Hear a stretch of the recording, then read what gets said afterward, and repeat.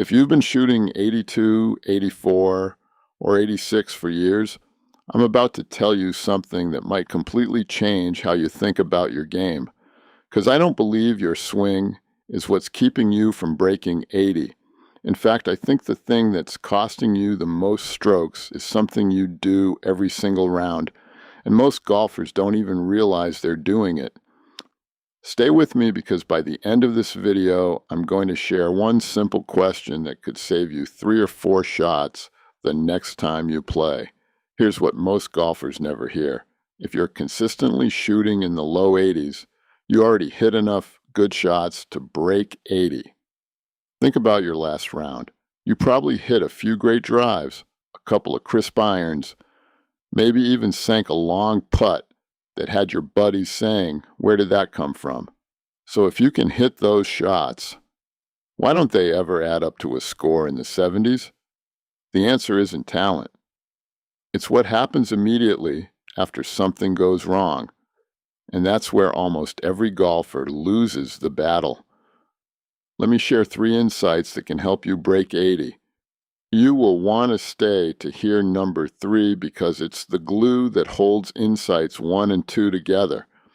So buckle up. Insight number 1. You're trying to save every hole. Let me guess, you hit your drive behind a tree. You know the smart play is to chip back into the fairway, but then that little voice whispers, "I think I can squeeze it through there." Have you ever noticed that the shot you're most excited to tell your buddies about is usually the one that blows up your scorecard? Breaking 80 isn't about pulling off miracles. It's about refusing to create disasters. The golfers who finally shoot 79 aren't more talented. They're more patient. Insight number 2. You let one hole steal the next 3. This is where rounds quietly fall apart. You make a double bogey. You walk to the next tee angry. Now you're swinging harder, trying to get it back. You've stopped playing golf. You're playing revenge. And revenge is one of the worst strategies in this game. Here's something that took me years to learn. Golf doesn't care what happened on the last hole. Every tee shot is a fresh opportunity. The scorecard doesn't remember your frustration, only you do. Let's take 15 seconds to let that last point sink in as we hear from our sponsor. Every golfer hits bad shots. Better golfers recover faster. The B-Flight Champion app gives you practical mental game tips each week so you can bounce back, build confidence, and lower your scores. Start your journey today at bflightchampionapp.com. Insight number 3.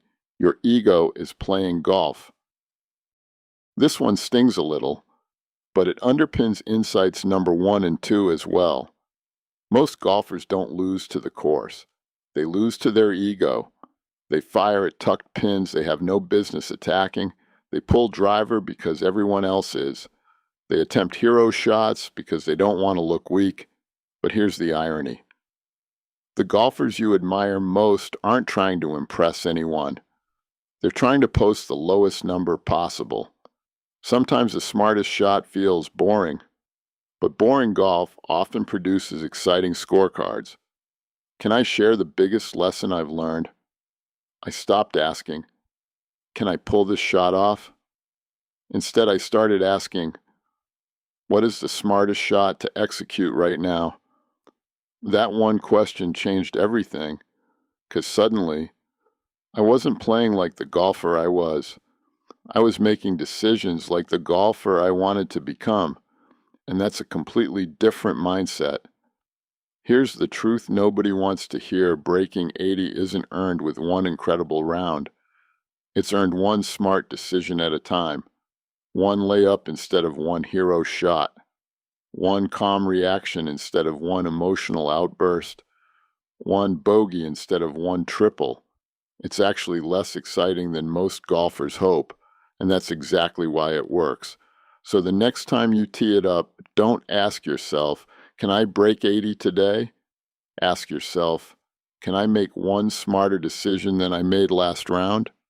Because that's how golfers finally break through, not with a perfect swing, not with a miracle shot, but with better thinking. Now, before you go, I want you to watch the next video because I think you'll really enjoy it. I recently sat down with an everyday golfer, not a tour pro, not a teaching professional, and asked one simple question. What's your favorite mental game tip? The conversation that followed is something every amateur golfer can relate to.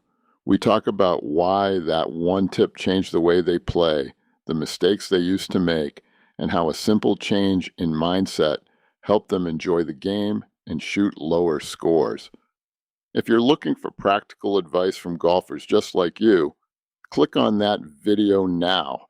I think you'll see a little of yourself in their story, and you might just discover the one mental game tip that finally helps you break 80. I'll see you in the next video.